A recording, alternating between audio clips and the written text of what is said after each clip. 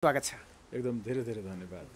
स्वागत छ। यो एकदम भर्खरै भइराखेको घटना, यो नेपाली झन्डा जसले जलायो मकवानपुरको घटनालाई लिएर कानुनमा के व्यवस्था छ, यिनीहरू कति जेल जान सक्छ, कति वर्षको लागि भन्ने कुराहरूको बारेमा अलिकति भनिदिनुहोस्। ओके, कानुनमा भएको व्यवस्था चाहिँ झन्डाको यसलाई दुरुपयोग गर्ने, झन्डाको अपमान गर्ने, झन्डालाई एउटा कसरी व्यवस्थित गर्ने र कसरी यसको प्रयोग गर्ने भन्ने बारेमा कानुन छ। राष्ट्रिय झन्डा र राष्ट्रिय गानको प्रयोग सम्बन्धी निर्देशिका 2069।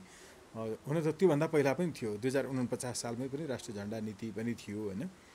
अब नयाँ संविधान आइसकेपछि चाहिँ 69ले पनि जे व्यवस्था गरेको छ त्यो पूर्व पनि हाम्रो अरू कानुनहरूमा पनि थियो। तर अपराध संहिताको चाहिँ दफा 151 बमोजिम राष्ट्रिय झन्डालाई जलाउने, अपमान गर्ने लगायतका कामहरू हुँदाखेरि त्यसमा 3 वर्षसम्म चाहिँ तपाईँको कैदको सजाय र 30,000 रुपियाँसम्म जरिवाना होइन वा भन्ने पनि व्यवस्था गरेको छ है। यो व्यवस्था छ, कानुनको व्यवस्था चाहिँ एकदम हार्डकोर ठ्याक्कै कानुनमा भएको व्यवस्था चाहिँ त्यस्तो छ। यसरी राखिएको कानुनको व्यवस्थाको जुन सजाय छ, यिनीहरू जेल जालान्, यिनीहरूले जरिमानामा छुट्लान्, जरिमाना दिएर छुट्लान्, तर पनि यिनीहरूले गरेको गतिविधिलाई त प्रोत्साहन जस्तो हुँदैन र? होइन, यस्तो छ। अब कानुनको व्यवस्था हेर्दाखेरि चाहिँ नेपालको मात्रै नभएर अरू पनि मुलुकहरूको हेर्दा कतिपय देशमा त झन्डा जलाउनेलाई तपाईँको सोझै मृत्युदण्ड पनि अन्य अपराधहरूको चाहिँ लगाएर दिने गरिएको छ होइन।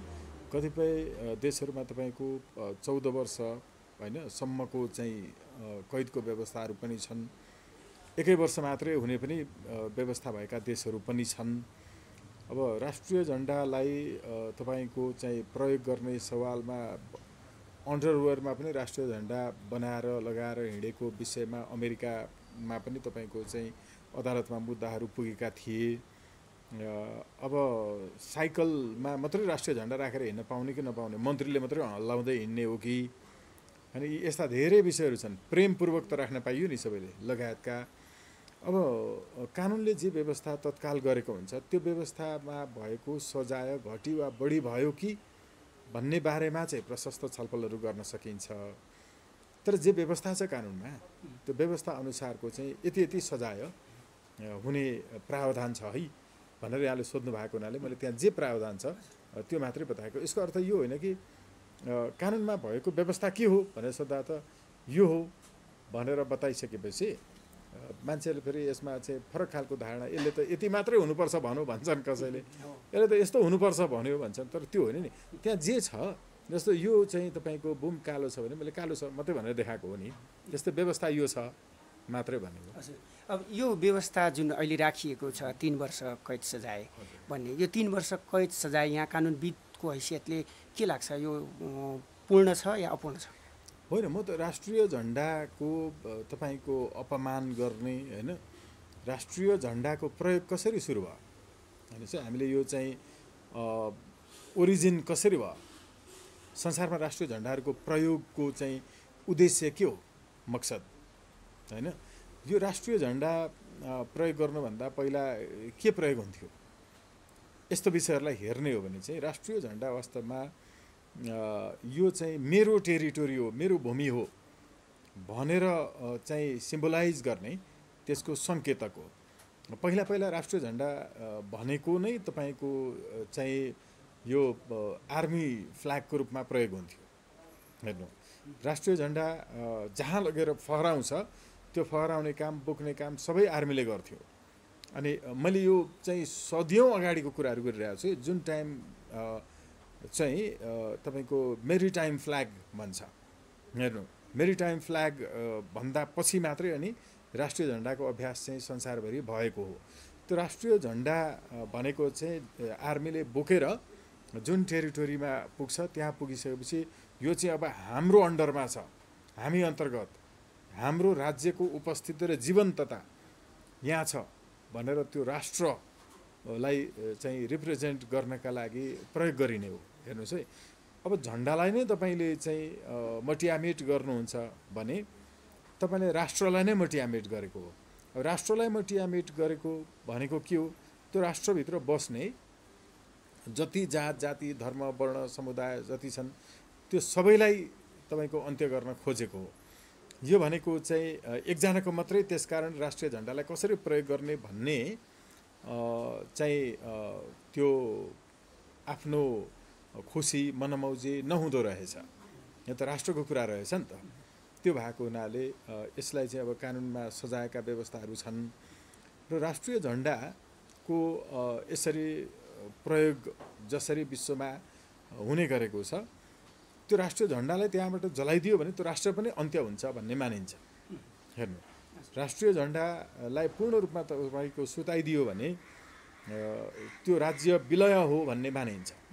हेर्नुहोस् है, एउटा राष्ट्रको झन्डामाथि अर्को राष्ट्रको झन्डाले तपाईँको चाहिँ छोपिदियो भने होइन, त्यो राष्ट्र अर्को राष्ट्रको अन्डरमा रह्यो भन्ने कुरो बुझिन्छ। तर झन्डाका प्रयोगहरूसँग सम्बन्धित सबै नियमहरू चाहिँ पालन भएका छन्। नेपालमा मासु किन्न जाने मान्छेले पनि तपाईँको झन्डा बोकेर हिँडिरहेको देखिन्छ होइन। तपाईँको चाहिँ योभन्दा अगाडि स्वतन्त्र राष्ट्रिय एमाले राष्ट्रिय झन्डा धुने कार्यक्रम ल्याएको थियो नि होइन।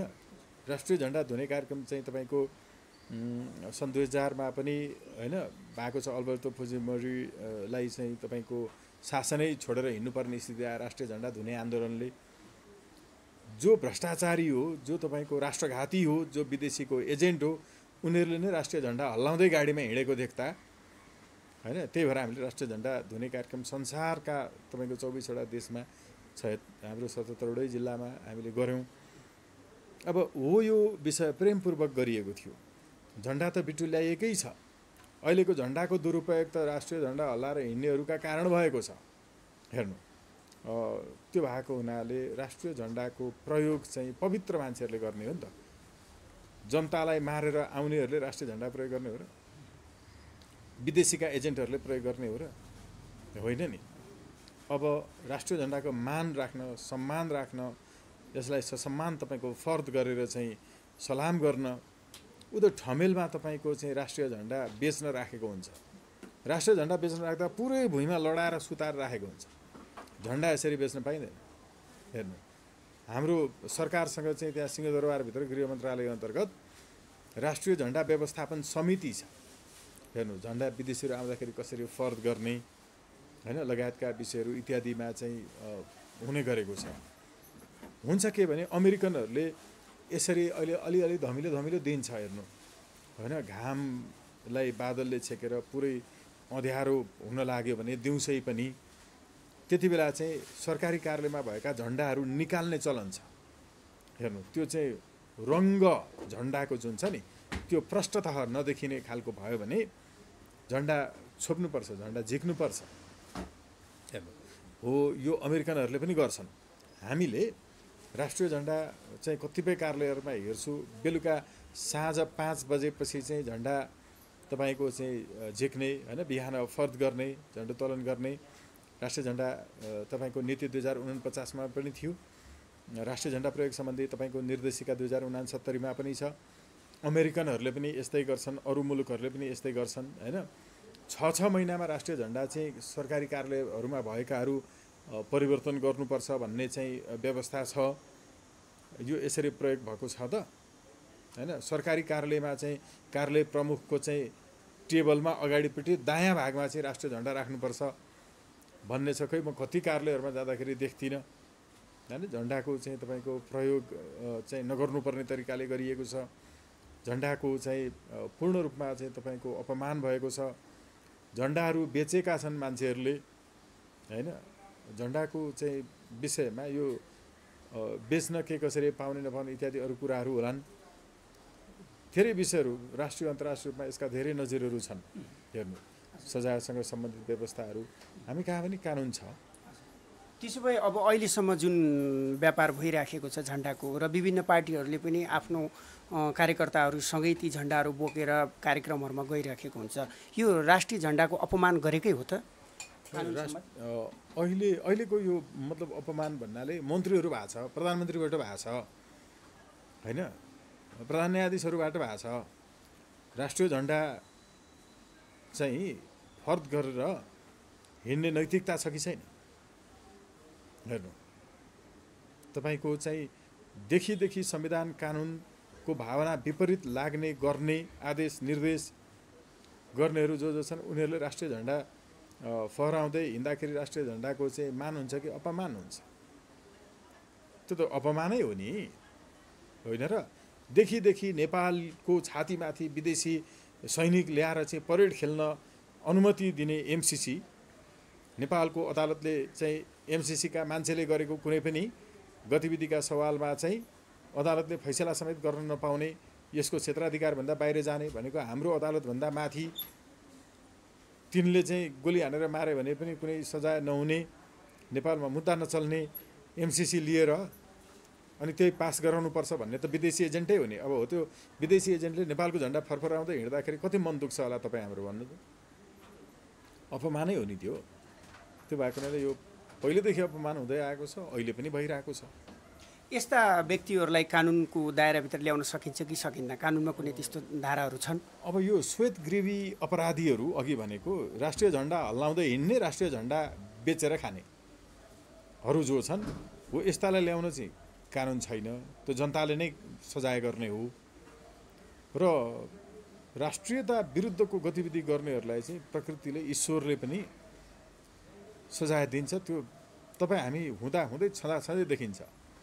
त्यो ईश्वरको रूपमा चाहिँ धेरै ढङ्गबाट प्रस्तुतिकरण हुन्छ।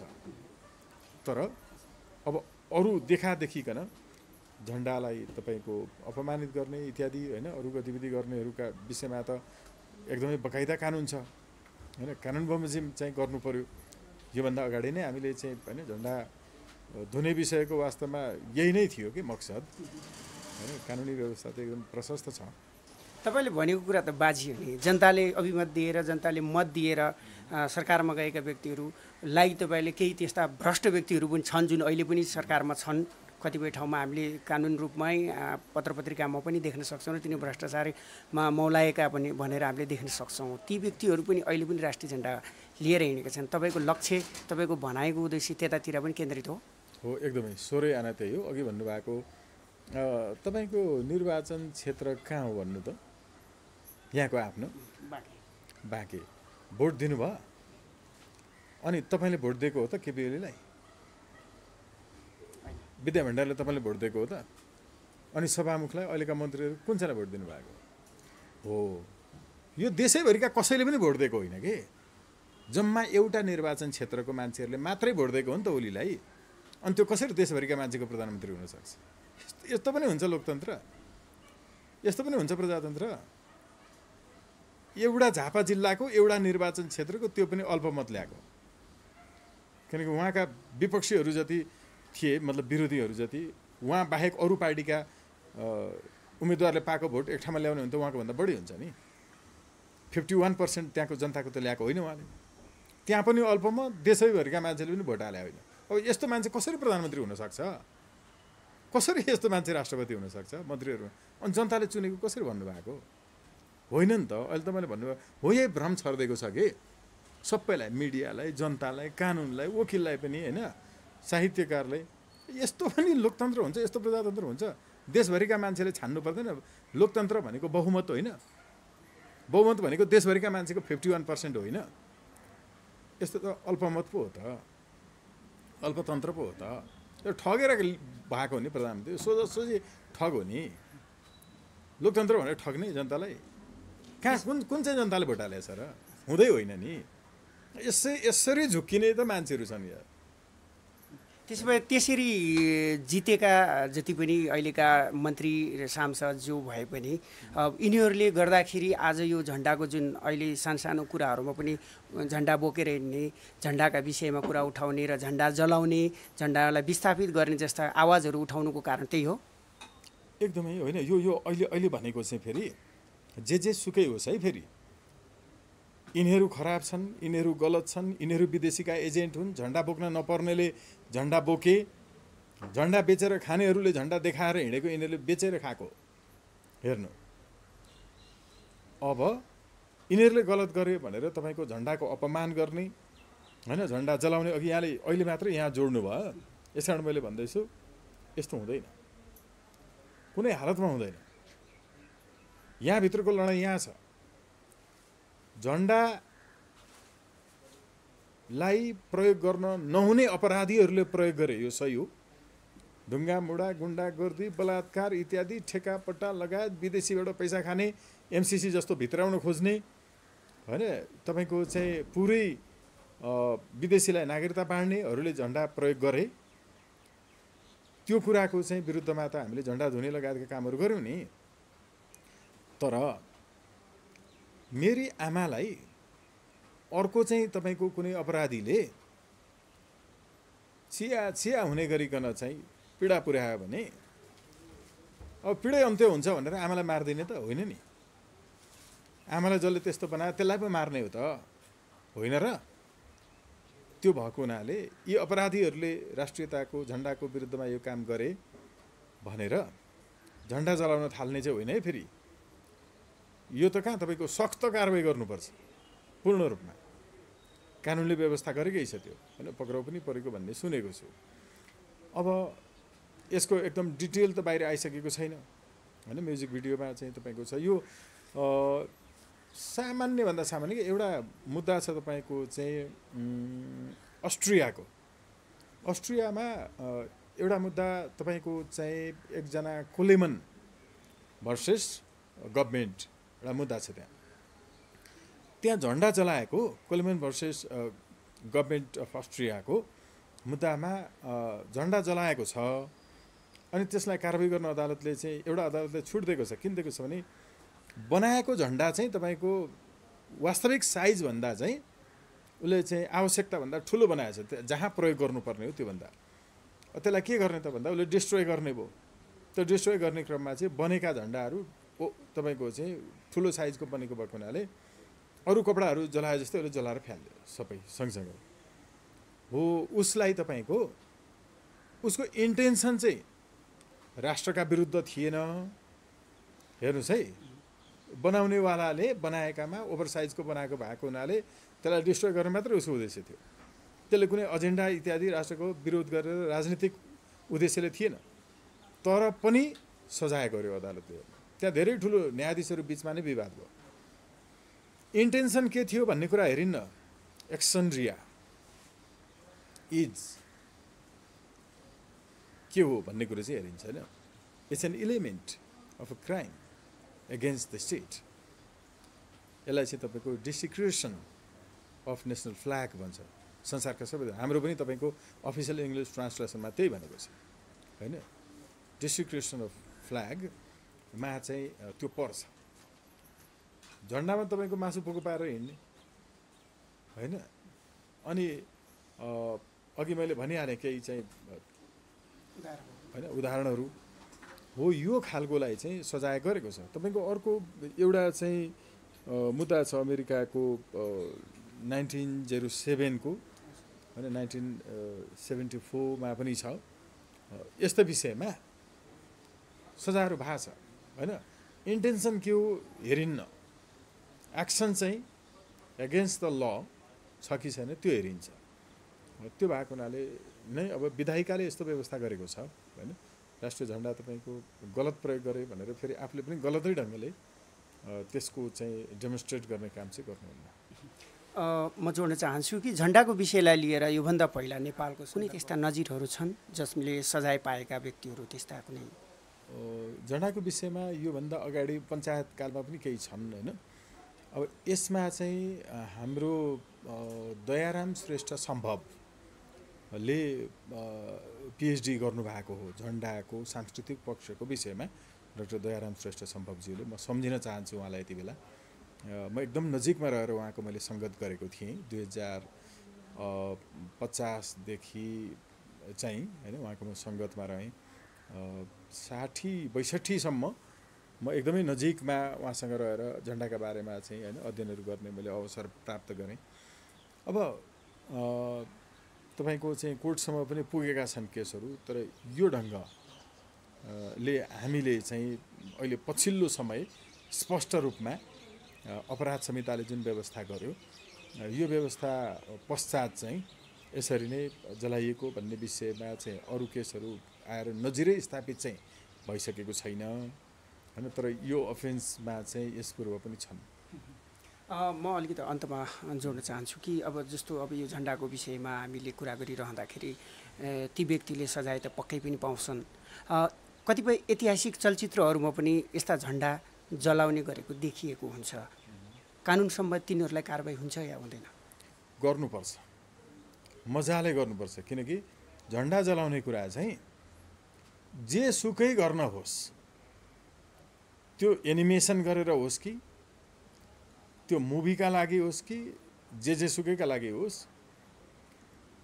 कला भनेको चाहिँ जे कुरा सोझो देखाएर र शब्दले भनेर बुझाउन सकिँदैन नि हो, त्यसलाई पनि बुझाउने गरिकन हैन स्क्रिप्ट त्यो गर्न सकिन्छ। अरू तपाईको चाहिँ डायलगहरूबाट गर्न सकिन्छ। यसैले नै कला हो, अमूर्त कला, एकदम सपाट बयानी भन्छ के यस्तोलाई। सपाट बयानी चाहिँ सोझो सोझो देखाइदिएर गर्ने, कलाको प्रयोग नगर्ने हैन। यस्तो सपाट बयानी त कहाँ कला हुन्छ र? त्यसैले नै कलाकार हो, तपाईको चाहिँ फरक ढङ्गले अमूर्त ढङ्गले भन्न सक्ने। त्यही भएको हुनाले जुन जुन ठाउँमा, जुन जुन देशमा, जुन जुन कालमा तपाईको चाहिँ निरङ्कुश व्यवस्था हुन्छ, अभिव्यक्ति स्वतन्त्रता नहुने व्यवस्था हुन्छ, हो त्यही चाहिँ कलाको विकास बढी हुन्छ। हेर्नु, त्यस्तोमा सपाट बयानी चल्दैन, त्यसमा घुमाएर भन्नुपर्ने हुन्छ नि त, नबुझ्ने गरिकन कलापूर्ण हिसाबले। यसैले त्यसलाई चाहिँ कलापूर्ण ढङ्गले चाहिँ भन्नुपर्छ। फिल्महरूमा पनि यस्तो प्रयोग गर्न पाइँदैन। आफ्नो अमूल्य समय दिएकोमा यहाँलाई धेरै धेरै धन्यवाद। एकदम आभार व्यक्त गर्छु, धन्यवाद ज्ञापन गर्छु। Thank you.